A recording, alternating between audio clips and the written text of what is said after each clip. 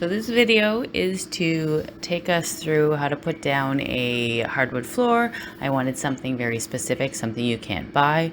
I bought 1.25-inch boards in 5 different varieties. There is cherry, oak, dark walnut, poplar, and maple. And all cut at different widths and different lengths so that I could make kind of a patchwork hardwood floor. Because of the thickness of the boards being 1.25 inch, I couldn't get it tongue and groove. I'm not sure I actually like tongue and groove anyhow. It has that little like dimple line between the boards that I'm not super a fan of, unless I'm looking at it wrong. Perhaps it's in my mind, but anyhow, I like the idea of just a straight plank floor. Couldn't find it, can't buy it anywhere. Ordered the wood sourced it from locally from somebody that was related to a family member. Beautiful wood. And yeah, so this is just me talking my way through how I put down my floors and took it from a crappy parquet flooring to a nice hardwood floor. I recorded some choppy audio while I shot my videos, which I've been reviewing. I'm gonna do the kitchen floor to match now. So I was reviewing what I had done before to make sure that I didn't miss anything and that I could do somewhat the same thing, maybe without some of the mistakes. One thing to note, I don't think I've mentioned it in the videos, is that the wood, when it's laid down, should be perpendicular, not parallel to the joists underneath, so that you can screw the boards through the joists, and ideally it'll prevent the squeaks because you don't want a squeaky floor. I will also link this to a blog that I am setting up. It's not linked yet because the blog is not set up, but at that point in time, maybe for people that want to read rather than listen, that will be a better choice for you. Rolled out the first line of underlay and had no space left for the second row. So I've had to move some boards, move them over to this section, not ideal, and make a ridiculously unsteady pile with some of the bigger boards.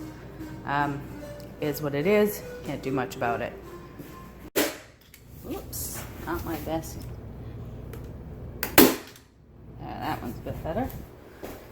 So we are going to put it all along. We suggest that you abut the pieces together, put them really close together, but don't seal it down with the tape because the waterproofing is only for, like that, is for concrete floors, and we are not doing a concrete floor. We have a wood underflooring, so we do not need to make it watertight. We don't need it waterproof. Okay, so just to give myself some points of reference, I am marking 65, which is halfway across my floor, and then 2 and 4, or 4 and 2, I guess, whichever way you want to go, so that I can throw some chalk lines across here and then mark it, and then I will have some idea if my boards are somewhat straight. Next step, I used a chalk line. I marked halfway across the floor and 2 feet and 4 feet, and then traced over them with a really wobbly line of a permanent marker to try and hold it so that I have some idea how my boards are gonna go for half of the room anyhow. Started cutting the boards. It's like a giant game of Jenga, trying to fit different colored pieces, different sizes, so that you don't end up with like random H shapes, so that the edges are far enough apart, and so that the colors, you can see that there's differences in the colors. I didn't get far. Rain today. Better luck tomorrow.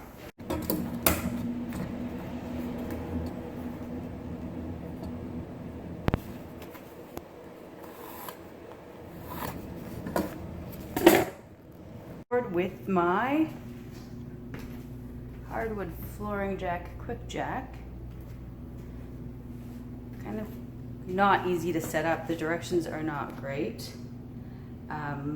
but once you got it set up, it does pull the boards in nice and tight. You don't want them too tight. Because I do need space to expand, but I also don't want big gaps between. That's the next board over, so you can see the difference.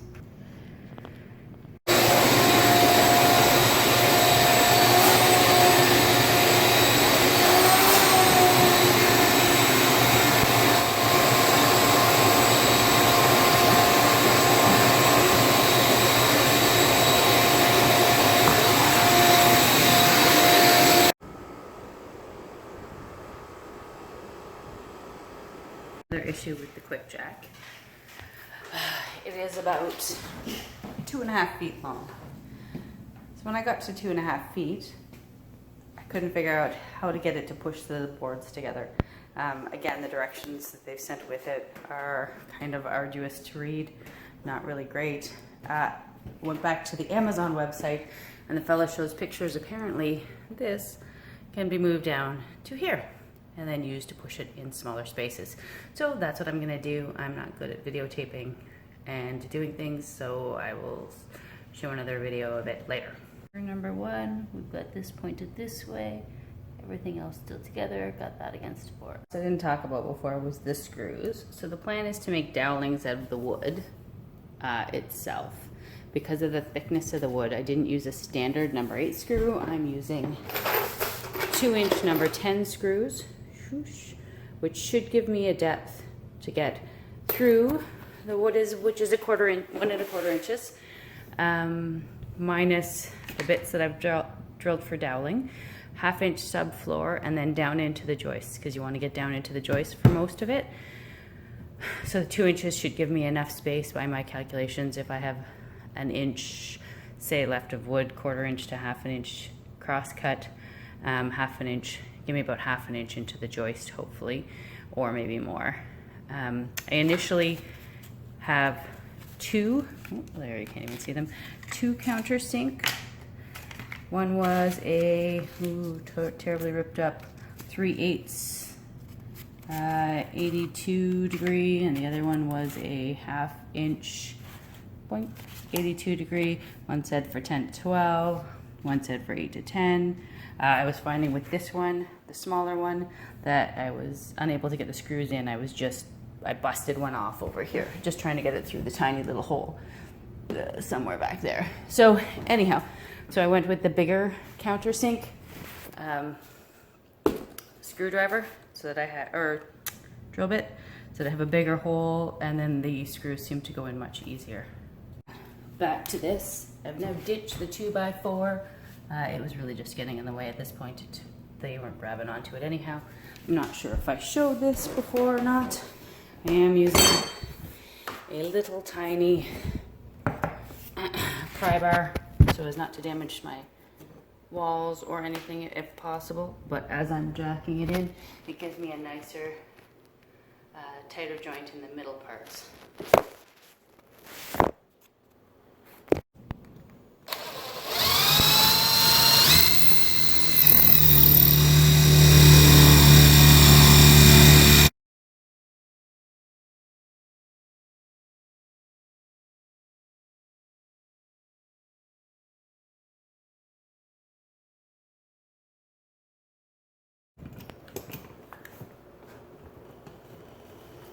Version 3 have ways to hook up the quick jack as I get closer and closer to the wall. So I've moved on to the other side of the room today. Sorry, I should have gotten a picture of that before, or a video of that before I moved all the boards over. Not all the boards, most of the boards. I have to finish tacking these ones down before I can put boards on top of them. Did some change of plans. Realized I had put 3 of these similar kind of boards together, so I've taken this one out and I'm replacing it with a red one. Also was having problems with this crazy powerful drill Justin has for work. Works wonderful, but with the 1/2 inch cross cut, or the 1/2 inch countersink, it was smoking and burning holes in the wood, and really it's the only drill that's going to get these holes cut in this hard wood. So I'm doing it now with first the 3/8 inch, making a little pilot hole, and then going back with the 1/2 inch, and it seems to be doing much better. No smoking, and it doesn't get so hot I can't use it. Doing the other side.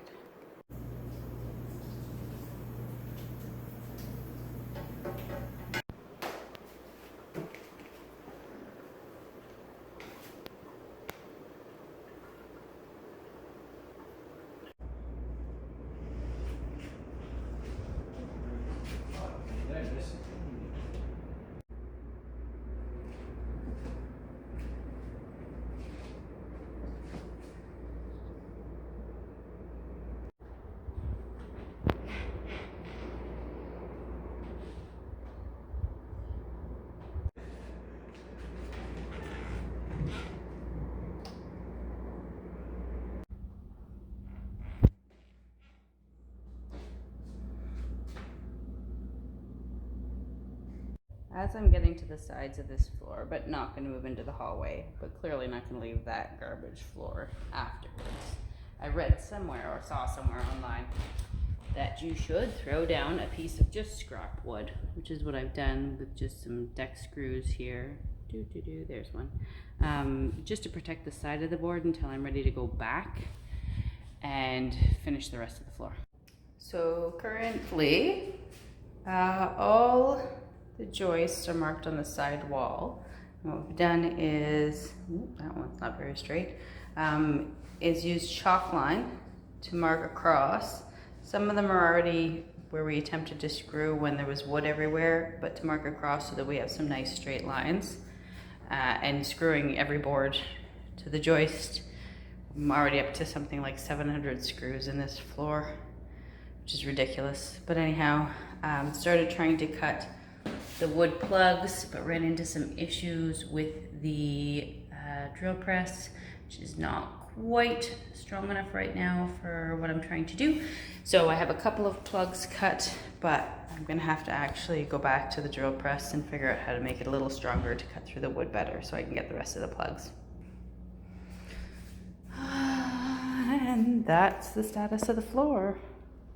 Okay, so next step is to cut the plugs for all of those however many holes that I've made in my floor, preferably to match the wood so that I don't end up with a nice dark piece of wood and a white hole in the middle of it, which means I've got 5 different kinds of holes, 5 different containers to store all my my plugs in.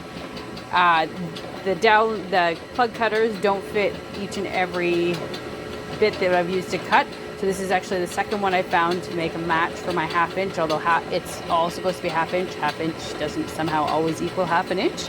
So I tried another bit, it was too big, it was gonna crack my holes. This one I've tried, it's the second one, it seems to fit, goes in nicely, and has a bit of a taper to it like they're supposed to have. A piece of wood here, clamped to this, because otherwise, if I were to hit this with my nice one hand, although I do have to hold it, it will spin all over the place and I will just make a mess. So this kind of holds things in place. I just move the clamps when I want to move the piece of wood down.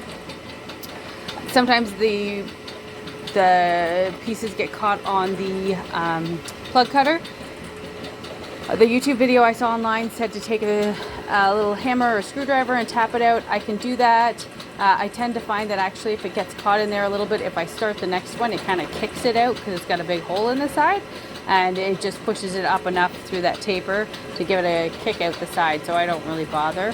Yeah, so that's what I'm doing, just cutting 1,000 plugs. See if I can do this one-handed without doing anything stupid. My dad said, be careful you don't get caught in the machine, which seems to be good advice. No, I can't even turn it with one hand. There, maybe I can. Nice and slow, goes in, otherwise I just get caught and stop. Sometimes if I'm too slow, I get a nice bit of smoke. Seems to be an ongoing problem with this stuff. And off we go. So, once the wood plugs are cut, oh, there's one. We're going to dip them in glue, roll them a little bit. Seemed like a good idea. I saw somebody else do that way on YouTube rather than trying to get every single cut with a little piece of glue. Made a lot more sense. Dip them in glue. It's gonna go up the sides anyhow. I seem to make a mess. Put them in, attempt to go with the grain as much as possible, which seems to go all over the place anyhow. And then my favorite part of the day, hit them with a hammer. And wait for tomorrow to cut them off. So quite a few of the plugs are filled. There's some filled ones, cut off. Does take a little bit more time because I have to match the plug color to the wood with 5 different colors of woods. These ones obviously aren't filled in.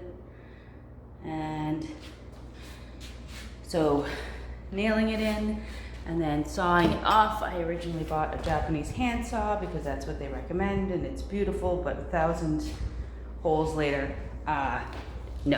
I went back and bought an oscillating power tool. to cut them off. It works much easier.